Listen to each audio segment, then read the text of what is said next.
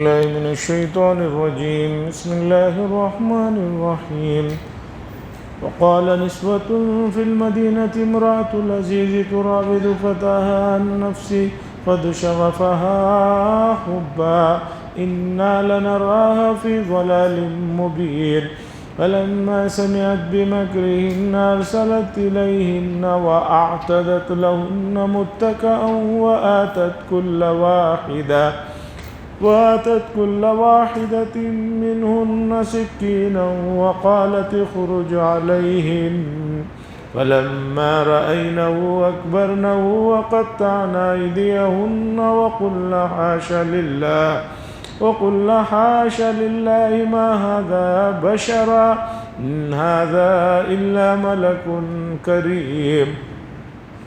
قالت فذلكن الذي لمتنني فيه ولقد راودته عن نفسه فاستعصم ولئن لم يفعل ما آمره ليسجنن وليكون من الصاغرين.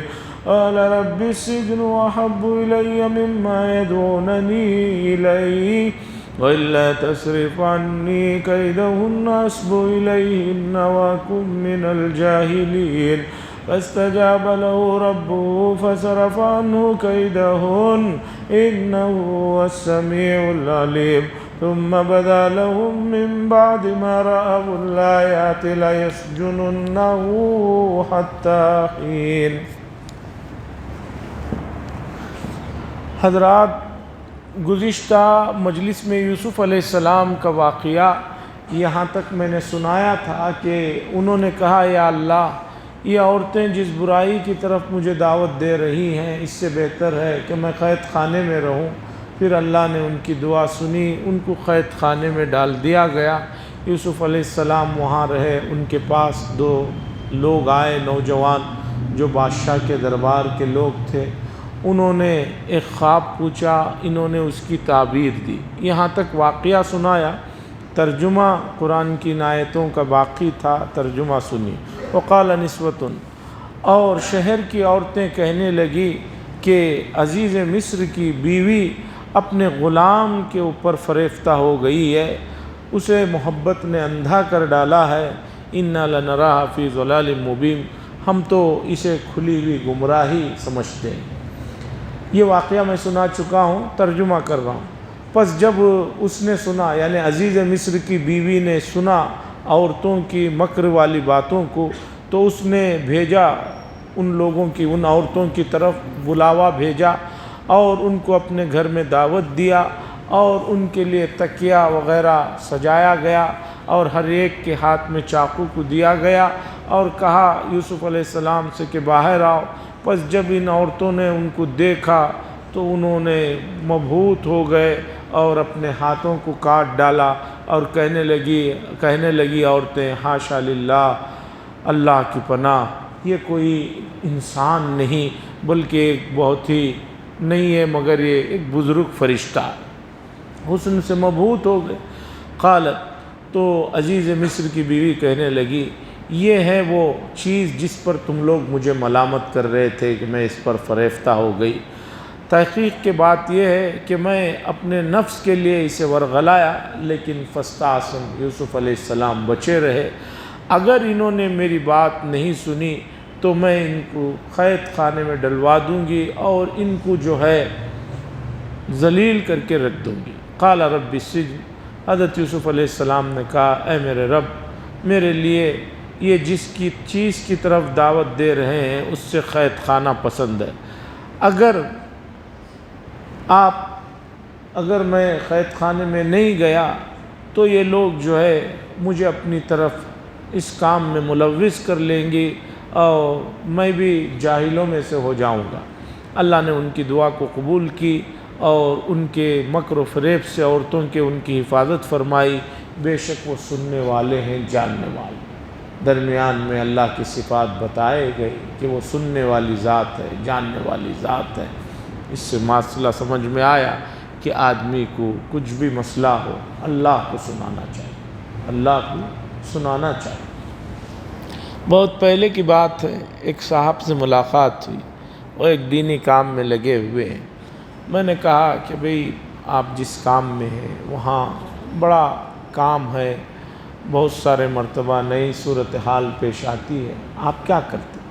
انہوں نے کہا کہ علماء سے سن رکھا ہوں، کوئی بھی بات ہو تو استخارہ کر لو۔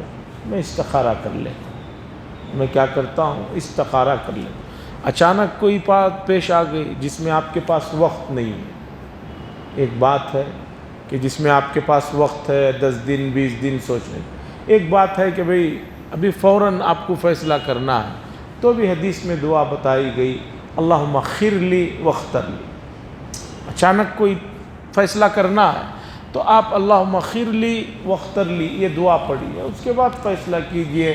اس اللہ سے مشورہ کرنے کا نتیجہ ہے الحمدللہ ہر وقت میں کامیاب رہتا ہوں۔ تو بات سمجھ میں آئی کہ جو آدمی اللہ سے مشورہ کرتا ہے، اللہ کو اپنا درد دکھ سناتا ہے، وہ کامیاب رہتا ہے۔ کیوں؟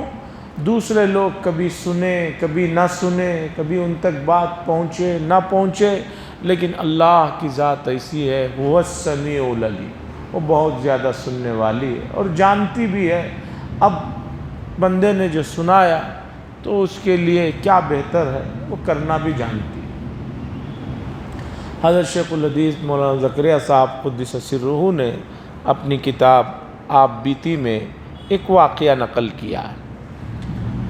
واقعہ یہ ہے کہ گزرے ہوئے زمانوں میں ایک سلطنت میں ایک وزیر بادشاہ کا جو قریبی ہوا کرتا تھا، اس کی عادت تھی وہ ہمیشہ کہتا تھا جو بھی ہوا اچھا ہوا، اچھے کے لیے ہوا، یہ اس کا تکیہ کلام تھا۔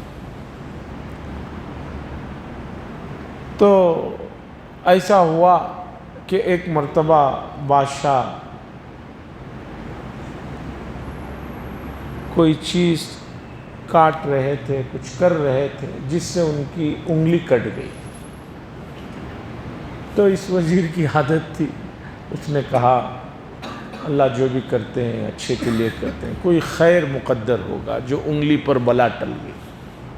بادشاہ سلامت اس بات پر غصہ ہو گئے، یہاں میری انگلی کٹی ہے اور یہ خوش ہو رہا ہے اور کہہ رہا ہے کہ اچھا ہوا۔ بادشاہ نے فوراً وزیر کو حکم دیا کہ دربار والوں کو حکم دیا کہ اس وزیر کو قید خانے میں ڈال دیا جائے، جیل خانے میں ڈال دیا جائے۔ چند دنوں کے بعد کا معاملہ ہے کہ بادشاہ سلامت جو ہے شکار کے لیے نکلے۔ پہلے زمانے میں بادشاہوں کے اسی طرح کے فضول شوق ہوا کرتے تھے۔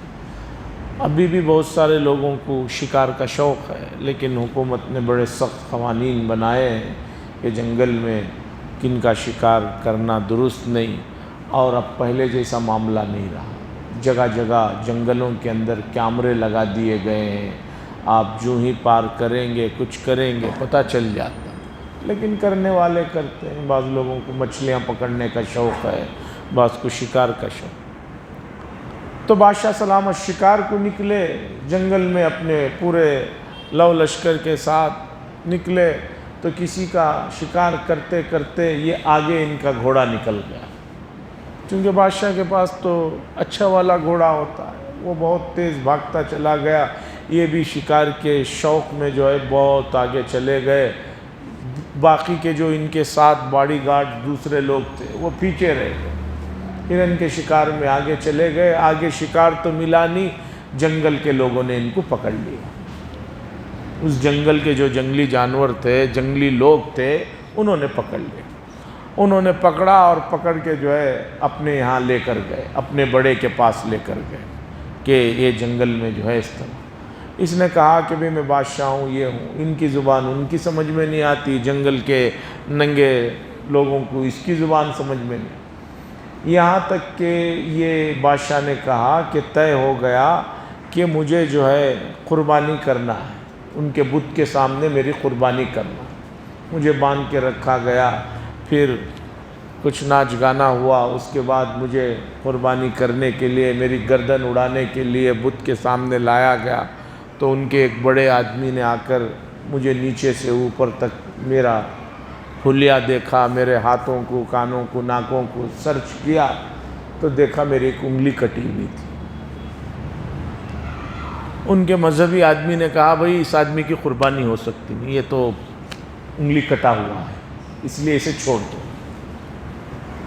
اس لیے اسے چھوڑ دو۔ جیسے قربانی کے جانور ہم خریدتے وقت میں ناک دیکھتے ہیں، کان دیکھتے ہیں، وہاں زندوں کو دیکھا تو اس کی انگلی کٹی ہوئی تھی، اسے چھوڑ دو۔ بادشاہ جو ہے کسی طرح جنگل سے جان بچا کر آیا، آنے کے فوراً بعد اسے خیال آیا وزیر کا، کہ وزیر نے کہا تھا کہ اللہ جو بھی کرتے ہیں اچھے کے لیے کرتے ہیں۔ دیکھو یہ انگلی کٹنے کا فائدہ یہ ہوا کہ یہاں گردن بچ گئی۔ تو بادشاہ نے فوراً حکم دیا کہ بھئی ہمارے وہ وزیر کو جو جیل خانے میں ڈالے ہیں لے کر آؤ۔ لے کر آئے، اس نے کہا کہ بھئی تم نے جو کہا وہ ٹھیک کہا، بڑا فائدہ ہوا، دیکھو اللہ نے اس انگلی کی وجہ سے میری گردن بچا لی۔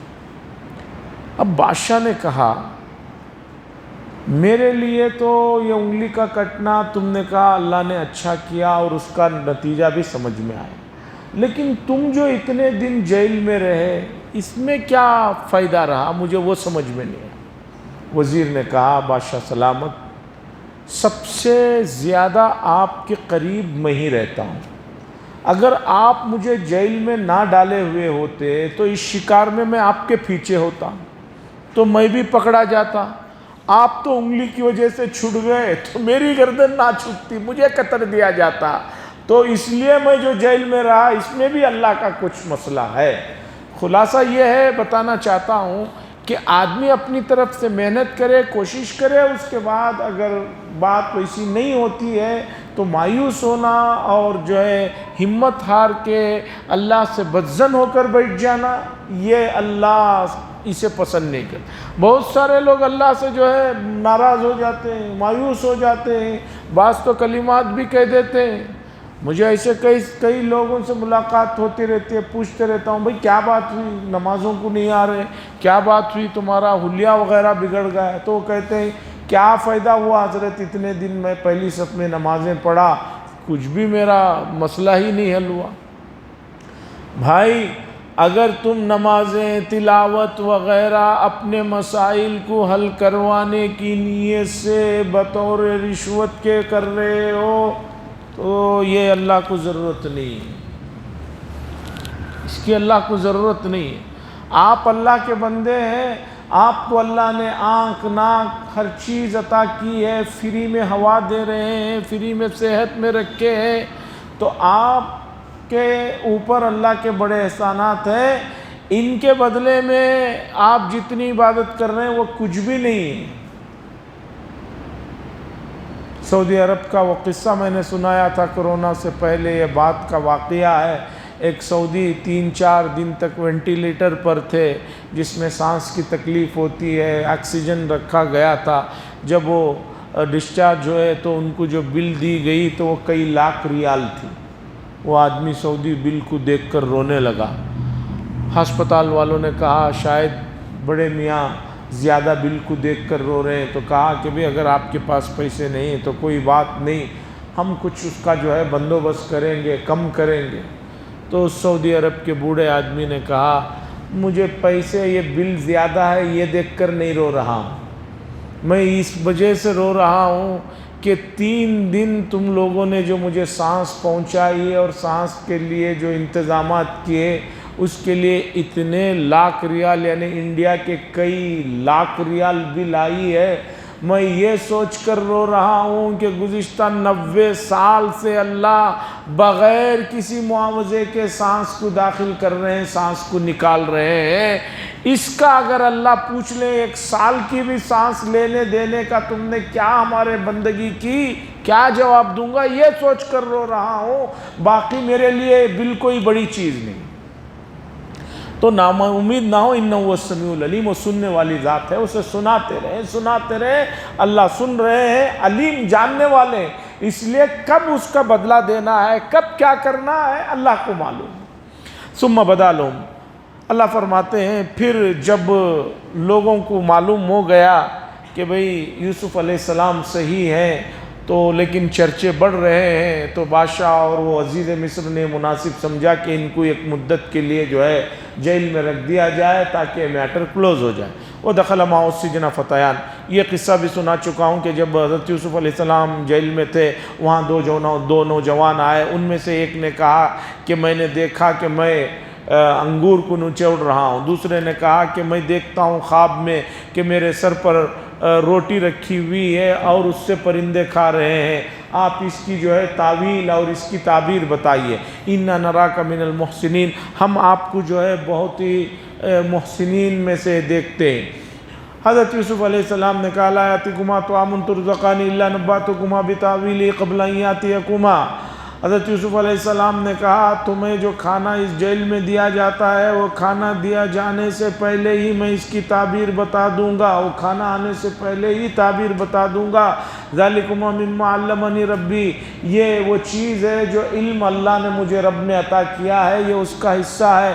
لیکن اس سے پہلے ایک بات سن لو کہ بے شک میں چھوڑتا ہوں ایسی ملت کو جو اللہ پر ایمان نہیں لاتے اور آخرت پر جو ایمان نہیں رکھتے، ایسی ملت کو میں نہیں مانتا، اور میں تو اتباع کرتا ہوں حضرت ابراہیم اور اسحاق اور یعقوب علیہ السلام، میرے باپ دادا کی ملت کو یعنی اسلام کو میں اپناتا ہوں۔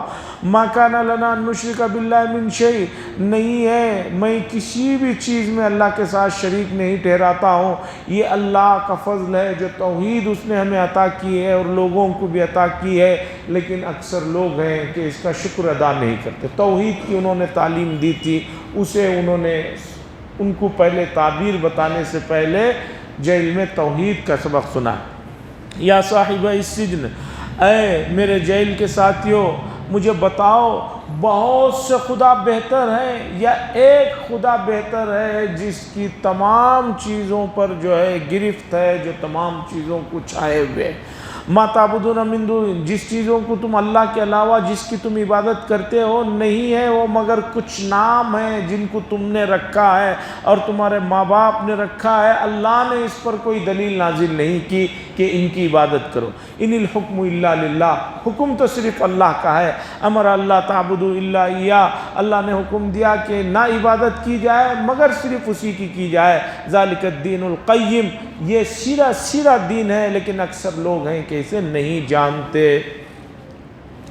اب یوسف علیہ السلام نے وہ تعبیر دی کہ بھئی تم میں سے ایک آدمی رہا ہوگا، وہ بادشاہ کو شراب پلائے گا، ایک آدمی کو سولی ہو جائے گی۔ یوسف علیہ السلام نے ان دونوں میں سے دونوں کو مخاطب کر کے کہا کہ بھئی تم میں سے جو آدمی شراب پلانے کی ڈیوٹی پر لگ جائے بادشاہ کے پاس، وہ بادشاہ کو میرا تذکرہ کرے کہ ایک آدمی ہے جیل میں بے گناہ، ان کو قید میں رکھا گیا۔ ایک آدمی، دو آدمی رہا ہوئے، ایک کو سولی ہوئی، ایک آدمی بادشاہ کا ساقی بن گیا، ان کو پلانے کھلانے والا۔ اللہ فرماتے ہیں وہ آدمی وہاں رہا، بادشاہ کے پاس رہا، لیکن یوسف علیہ السلام نے جو بات کہی تھی وہ بھول گیا، بادشاہ کو ذکر کرنا بھول گیا۔ پھر ایک واقعہ یہ ہوا کہ ایک دن بادشاہ نے ایک خواب دیکھا، خواب دیکھ کر صبح اپنے خاص لوگوں کو جمع کر کے کہا کہ رات میں نے بڑا ایک عجیب خواب دیکھا ہے، اس کی تعبیر دو۔ خواب کیا ہے؟ میں نے دیکھا کہ 7 موٹی موٹی گائیاں ہیں اور 7 دبلی گائیاں ہیں۔ یہ جو 7، بھئی وہ بچے کو بیٹا خاموش، بیٹا الگ لے کر بیٹھا، تو 7 موٹی جو گائیاں ہیں وہ 7 دبلی گائیوں کو کھا جا رہی ہیں۔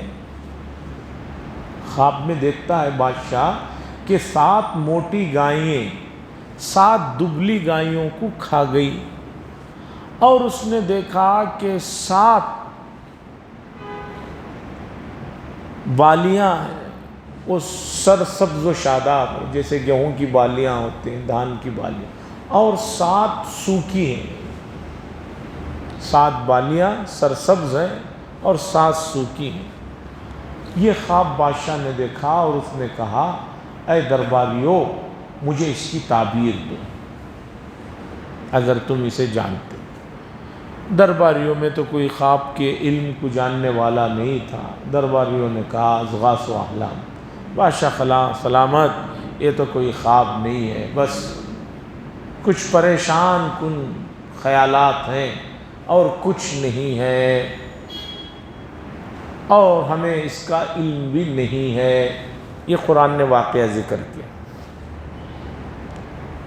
ہوتا ہے علم نہیں ہوتا، خواب میں کوئی چیز نظر آتی ہے، کچھ نظر نہیں آتی، اور بعض لوگ صحیح تعبیر بھی نہیں دے پاتے، اگر دے پاتے ہیں تو ڈھنگ نہیں ہوتا۔ بادشاہ کا واقعہ ہے، ایک بادشاہ نے خواب دیکھا کہ اس کے پورے دانت جھڑ گئے ہیں۔ اس نے بلا کر معبر سے پوچھا اس کی تعبیر کیا ہے؟ اس تعبیر دینے والے کے پاس علم تو نہیں تھا، علم تو تھا لیکن پیش کرنے کا سلیقہ نہیں تھا۔ اس نے کہا بادشاہ سلامت بہت برا خواب دیکھا ہے آپ نے، آپ کے پورے رشتہ دار آپ کے سامنے مر جائیں گے۔ بادشاہ نے کہا کہ اس آدمی کو جیل میں ڈالنا، اسے کچھ پتہ نہیں۔ پھر بادشاہ نے خواب تو دیکھا تھا، پریشان تو تھا، پھر ایک اور معبر کو بلایا، بلا کر پوچھا یہ جو قصہ سنا رہا ہوں یہ قرآن میں نہیں ہے، وہ جو موٹی گائیاں اور دبلی گائیاں ہیں وہ قصہ قرآن نے ذکر کیا، خواب کی تعبیر سے ایک اور خواب میں سنا رہا ہوں۔ تو دوسرے معبر کو بلایا گیا، معبر سے پوچھا بادشاہ نے کہ بھی میں نے خواب دیکھا کہ میرے پورے دانت جھڑ گئے ہیں، اس کی تعبیر دو۔ وہ آدمی علم کے ساتھ سلیقہ مند بھی تھا، تجربے کار تھا، اس نے کہا بادشاہ سلامت مبارک ہو، بہت اچھا خواب دیکھا آپ نے۔ بادشاہ نے کہا اچھا، کیا اچھا خواب دیکھا ہوں، تعبیر تو دو۔ اس نے کہا بادشاہ سلامت آپ کے خاندان میں سب سے لمبی عمر اللہ تعالیٰ نے آپ کو لکھا ہے، آپ بہت لمبی عمر جئیں گے۔ بادشاہ خوش ہو گیا اور انہیں انعام دیا۔ ارے بھی پہلے والے نے بھی وہی تعبیر دی، جب اس خاندان میں سب سے لمبی عمر جیے گا تو اس کے سامنے سب مریں گے۔ دوسرے نے بھی تعبیر وہی دی لیکن سلیقہ الگ تھا، قرینہ الگ تھا۔ ماموں کہنا کیسے ہے، یہ ہمارے ابا کے سالے صاحب ہیں کہنا کیسے ہے، دونوں بات صحیح ہے، لیکن لفظ ماموں میں جو سلیقہ ہے، جو محبت ہے، وہ کیا اس میں آ سکتی ہے کہ ایک آدمی تعارف کرائے اور کہے بھئی یہ صاحب ہمارے ابا کے سالے؟ ارے ابا کے سالے چھوڑو، ماموں کہو۔ تو بہرحال بادشاہ نے خواب دیکھا، تعبیر پوچھا تو سب لوگوں نے کہا موٹی گائیں، دبلی گائیں، ہماری کچھ سمجھ میں نہیں آ رہا، ہم نہیں جانتے۔ یہ جو ہی تعبیر کا قصہ وہاں چل رہا تھا دربار میں، وہ آدمی جو ساقی تھا، جو پلانے کے کام پر معمول تھا جس کا، اسے فوراً یاد آ گیا کہ حضرت یوسف علیہ السلام ایک ہمارے ہیں خواب کی تعبیر دینے والے جو اس وقت جیل میں بند ہے، اور انہوں نے کہا بھی تھا اس سے یاد دلانا بادشاہ کو، لیکن یہ بھول گیا تھا۔ اب خواب کی بات آتے ہی فوراً اسے وہ یاد آ گئے۔ فوراً اس نے بادشاہ سے کہا کہ بادشاہ سلامت میرے پاس ایک ایسے آدمی ہیں، اگر آپ اجازت دیں مجھے جیل میں جانے کی پرمیشن دیں تو میں اس کی فوراً تعبیر لے کر آؤں گا۔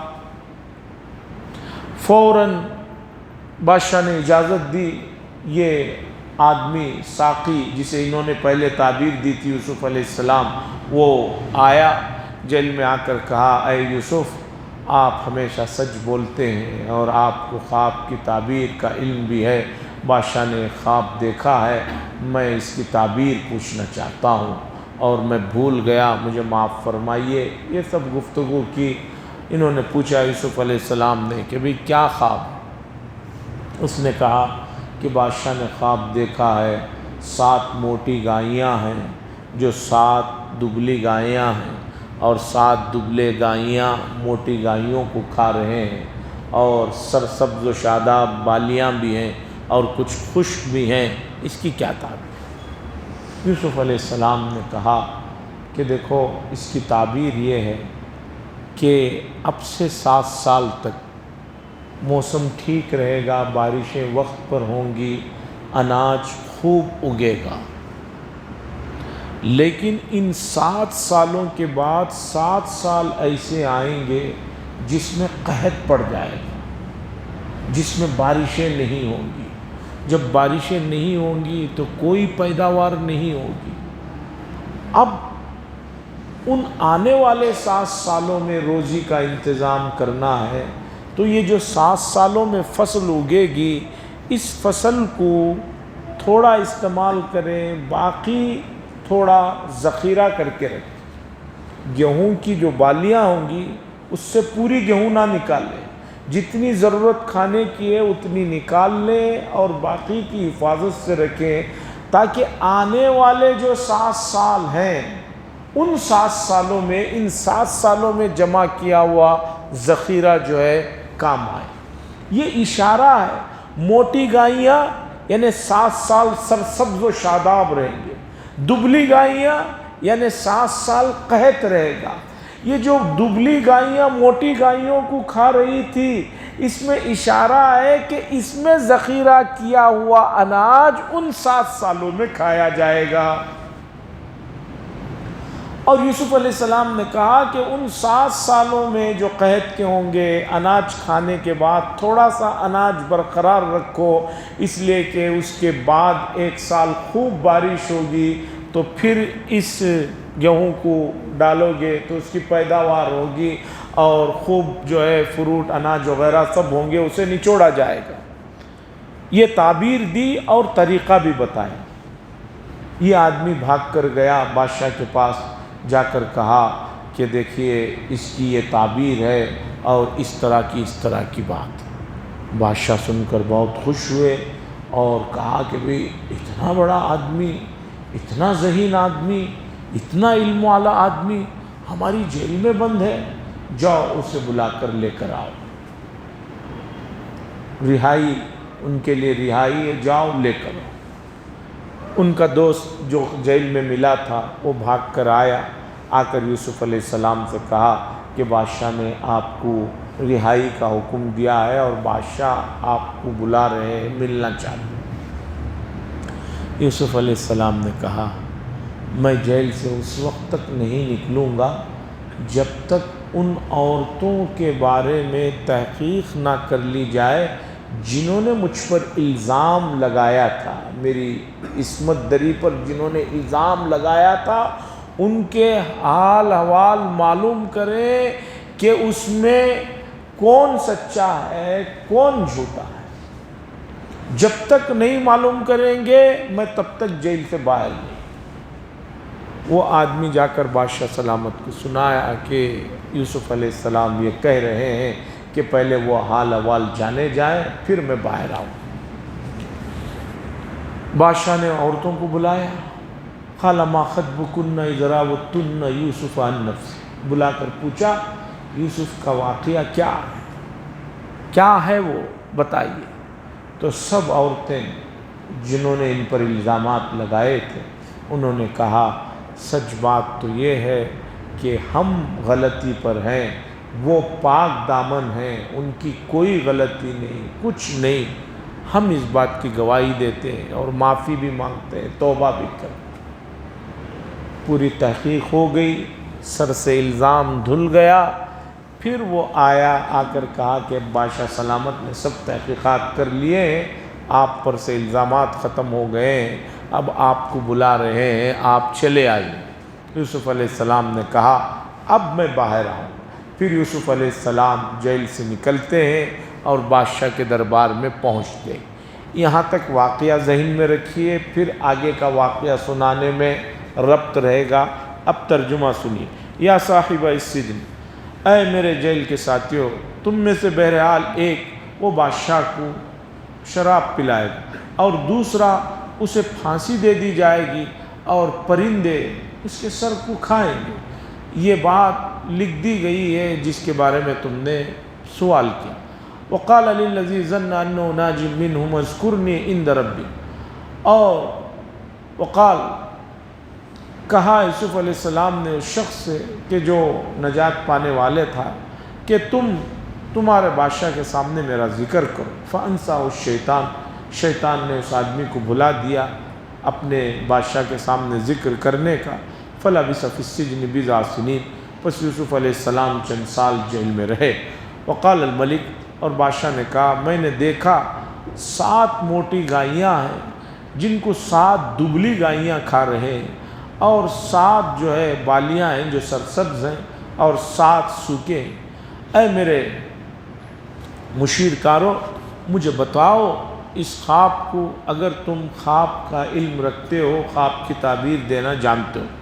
وہ کہنے لگے یہ تو پریشان کن خیالات ہیں، اور ہم لوگ خواب کی تعبیر کو جانتے بھی نہیں، اس کا علم بھی نہیں۔ وقال، اور کہنے لگا وہ آدمی جو نجات پایا تھا بہت مدت کے بعد، انا انبئکم، میں تمہیں بتاتا ہوں اس کی تعبیر اگر مجھے وہاں جیل میں جانے کی اجازت دی جائے۔ آیا یوسف علیہ السلام کے پاس، اے میرے وہ دوست جو ہمیشہ سچ بولتے ہو، مجھے بتائیے کہ 7 موٹی گائیاں ہیں جن کو 7 دبلی گائیاں کھا رہی ہیں، اور 7 سرسبز یہ بالیاں ہیں، اور 7 سوکے ہیں، جا کر میں تاکہ لوگوں کو بتاؤں، تاکہ لوگوں کو بھی اس کا علم ہو جائے۔ یوسف علیہ السلام نے پھر بتایا، قال تزرعون 7 سنین دابا، کہ 7 سال تک زراعت ہوگی، اچھی زراعت ہوگی، بس جو کچھ زراعت سے کاٹو اسے اسی کی بالیوں میں رہنے دو، مگر تھوڑا سا جو کھانے کی مقدار ہے اسے لے لو۔ پھر اس کے بعد آئیں گے 7 سال بڑے سخت ہوں گے، جو کچھ تم نے کھانے کے لیے رکھا تھا اس میں سے کھاؤ اور تھوڑا بچا لو۔ ثم یاتی، اس کے بعد 1 سال آئے گا جس میں بہت بارش ہوگی اور اس میں جو ہے نچوڑا جائے گا، یعنی جب بارش اچھی ہوگی تو انگور وغیرہ ہوں گے، نچوڑے جائیں گے۔ وقال الملک ائتونی بہ، اور ملک نے کہا لے کر آئیے یوسف علیہ السلام۔ پس جب آیا قاصد ان کے پاس، انہوں نے کہا جاؤ اپنے بادشاہ کے پاس، ان سے پوچھو ان عورتوں کا حال جنہوں نے اپنے ہاتھوں کو کاٹ لیا، بے شک میرا رب ان کے مکر و فریب کو اچھی طرح جانتے۔ قال ما خطبکن اذ راوتن یوسف عن نفسہ، قرآن نے اہم واقعے کو بتایا۔ بادشاہ نے ان عورتوں کو بلایا کہ بھئی کیا بات ہے، تم کس طرح دیکھتی ہو یوسف علیہ السلام؟ انہوں نے کہا حاشا للہ، اللہ کی پناہ، ہم نے ان میں کوئی برائی نہیں پائی۔ عزیز مصر کی بیوی نے کہا الآن حس الحق، بات یہ ہے کہ حق اب سامنے آ چکا ہے۔ انا راودتہ عن نفسی، میں ہی تھی جو ان کو اپنی طرف راغب کیا تھا۔ وَإِنَّهُ لَمِنَ الصَّادِقِينَ، اور یوسف علیہ السلام تو سچوں میں سے تھے۔ ذَلِكَ لِيَعْلَمَ أَنِّي لَمْ أَخُنُّ بِالْغَيْبِ وَأَنَّ اللَّهَ لَا يَهْدِي كَيْدَ الْخَائِنِينَ۔ آگے پھر بادشاہ سے ملاقات ہوئی، پھر آگے کا واقعہ، اس میں بھائیوں کا آنا وغیرہ، وہ تفصیلات انشاءاللہ اگلی مجلس میں آئے گی۔ وآخر دعوانا ان الحمد للہ رب العالمین۔ لک الحمد و لک الشکر یا اللہ، اللہم صلی علی سیدنا شفینا نبینا حبیبنا مولانا محمد بارک وسلم۔ اللہم انت السلام منک السلام تبارک ذا الجلال والاکرام۔ اللہم انجل المستضعفین من المؤمنین فی فلسطین، اللہم انصر المجاہدین والمؤمنین فی فلسطین، اللہم انصر المظلومین فی فلسطین، اللہم اشدد وطأتک علی الیہود، اللہم اجعلها علیہم سنین کسنی یوسف۔ صلی اللہ تعالی وسلم علی خیر خلقہ محمد وعلی آلہ وصحبہ اجمعین والحمد للہ۔